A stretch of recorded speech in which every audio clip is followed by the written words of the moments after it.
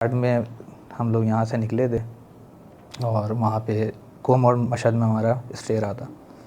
Starting में जब हम लोग गए थे कुम की ज़ियारतें करे थे, बीबी मासूमा कुम के हम रोज़े पे गए थे, वहाँ की ज़ियारतें आसपास की जो ज़ियारतें थी वो करे थे। उसके बाद बकरीद के बाद जो हम लोग मशहद में पहुँच चुके थे, फिर मशहद की ज़ियारतें थी। वहाँ पे बाज़ार रज़ा है, उसी की तरफ थे हम लोग अंदर। तो शाम का वक्त था, कोई 5 साढ़े 5 बज रहे थे।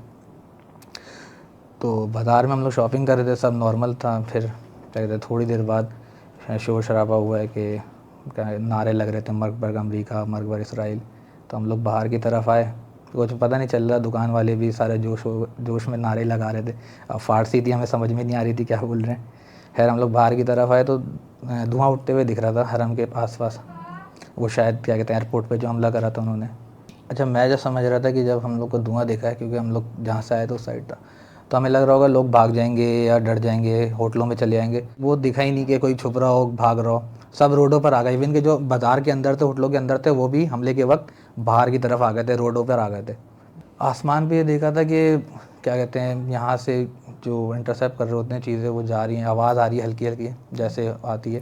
तो वो ड्रोन थे या छोटी चीज़ जो होती है, ड्रोन से छोटी जो होती है, वो सब चीज़ें इंटरसेप्ट हो रही थी कि दिख रहा था कि इसराइल ने हमला करा हुआ है और यहाँ से बचाव हो रहा है।